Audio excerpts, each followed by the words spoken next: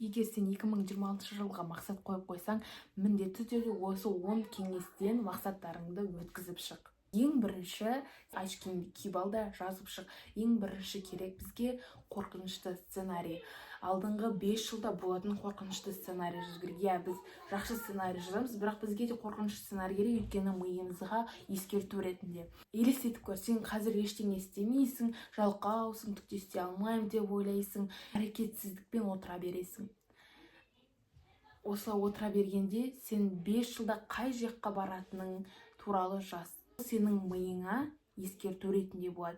Егер мен осыны істемесем, осындай болам, ал бізге ондай керек емес. Сондықтан ми бізді басқа жолға, жақсы жолға апаруға тырысады. Бізге бұл қоқыс керек емес дейді да, бізге дұрыс жолмен жүргізеді. Міне, бұл сценарий сол үшін керек. Бұл сенің миыңа тамаша еске салғышың бар, егер бұл сценарий болса. Екінші, прогресске жету үшін сен апта сайын өзіңді тексеруің керек. Егер сен шынымен де прогрессті қаласаң, өзіңнің апта сайын істеген әрекеттеріңді тексер. Қай жерден қателестім? Қай жерде менің көңіл-күйім түсті? Қай жерде мен өзімді бақытты сезіндім? Қай кезде прогресс 2 еселене түсті? Қай жерде мен тоқтап қалдым? Деген сияқты сұрақтарға жауап бер. Үшінші, күнтізбелік бақылау. Компьютерден немесе телефоннан күнтізбені ашып, бір ай не істегеніңді көрсең болады. Міндетті түрде календар емес, сен күнделігіңде ашып, апта сайын өзің не істегеніңді бақылап отырасың. Істеген әрекетінің пайда әкелді ме? Қандай пайда әкелді? Соның бәрін талқылап жазу керек. Және де барлығын талқылап жазғаннан кейін болашақтағы апталарға, айларға сен жоспар құрып тастайсың. Төртінші, аяқталмаған іс-әрекеттерді жабуымыз керек. Ол неме? Аяқталмаған іс-әрекеттер қалай жабамыз деген сұраққа қазір жауап береміз. Аяқталмаған іс-әрекеттер дегеніміз, мысалы, аяқтай алмай қалған кітаптар, жартылай оқылып, мысалы 100 бет болса, 50 бетке дейін оқыдыңыз да тастап кеттіңіз. Немесе басын бастап тастап кеткен хоббиіңіз, әңгімелеріңіз, реніштеріңіз, бұның бәрі басталып аяқталмай қалған заттар. Бұларды міндетті түрде жабуыңыз керек. Егер сіз ойланып жүрсеңіз, бұл нәрсе маған керек па, керек емес па деп, міндетті түрде оны 2-3 рет қайталап көріңіз.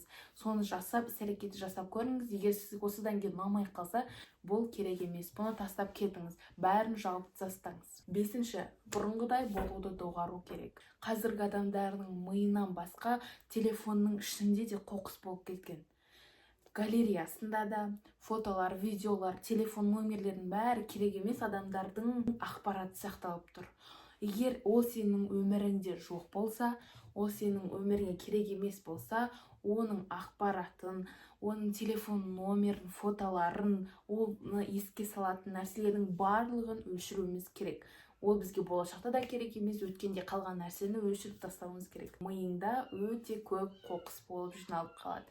Сондықтан сен өзіңнің мақсаттарыңа, өзіңнің біліміңе фокус қоя алмайсың. Егер сенің миыңда өте көп қоқыс болса, міндетті түрде алда телефоныңнан кәдімгідей барлық фотолардың ішінен сұрыптап, жамандарын өшіріп, жақсыларын сақтап қалуымыз керек. Алтыншы, жүйке жүйесін реттеу. Жүйке жүйесін қалай реттейміз? Неше түрлі тәсілдер бар негізі. Біз оны Google'дан қарасаңыз да болады, неше түрлері бар. Бірақ сіздерге осыдан 3-4-еуін айтып келейін. Бірінші, медитация жасау. Медитацияны YouTube'дан кез келген медитацияны ашып жасауыңызға болады. Күн сәулесі, және тыныс алу жаттығу, ұйықтар алдында телефоннан алшақ болу. Осындай жақсы әдеттер біздің жүйке жүйемізге жақсы әсер етеді. Біздің психикалық денсаулығымызға, біздің иммунитетіміздің жақсы жұмыс істеуіне қатты көмектеседі. Күнделікті өзіңді қалай сезінетініңе қамқорлық жасауың керек. Әрбір күн жылды құрайды, сенің өмірлік ғасырыңды құрайды. Сол себептен өмірлік жолыңды күнделікті жақсы әдеттермен толтыруың. Жетінші, кешке күн тәртібін жасау.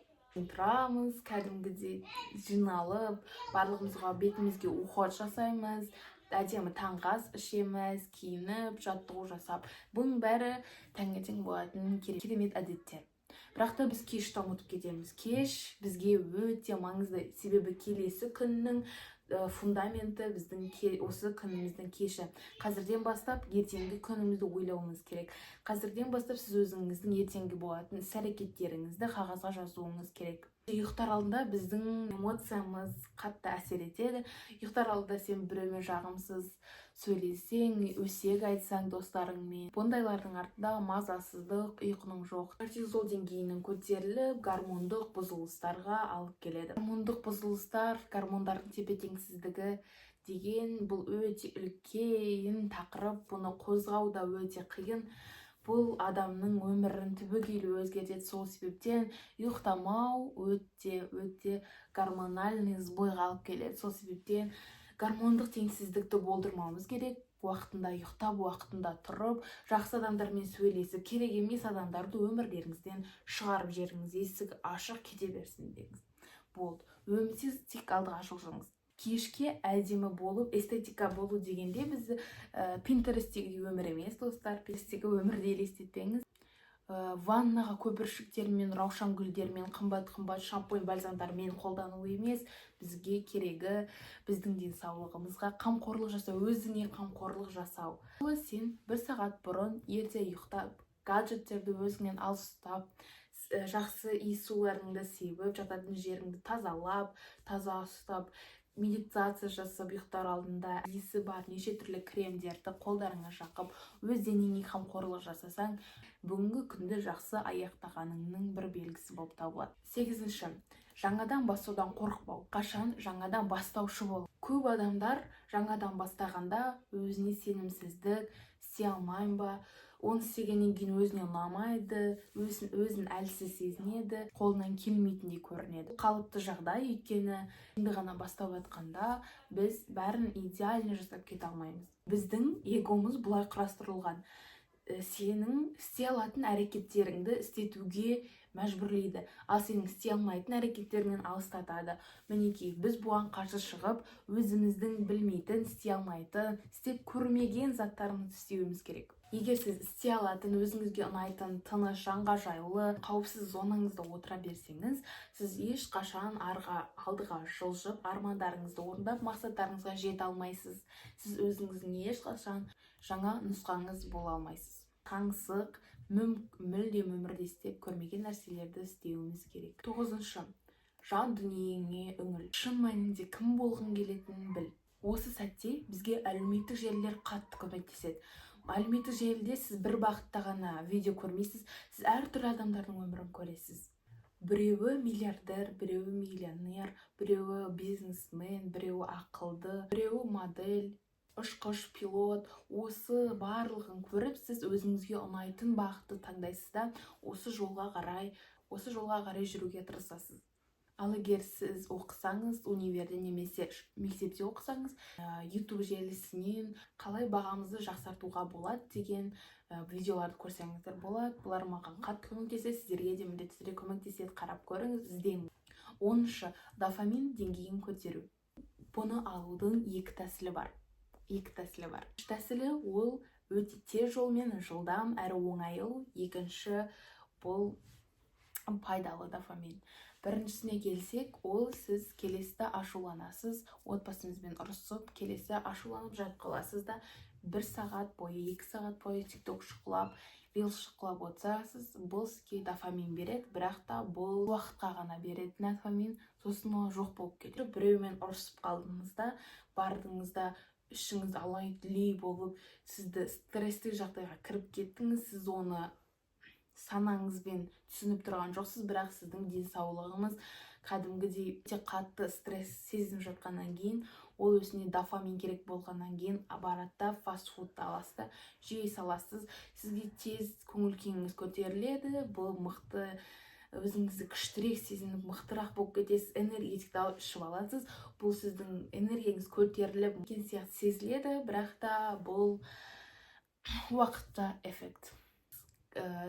Шоппинг жасап жүргенде керексіз заттарды алып қойым. Бұл да арзан дофамин болып табылады.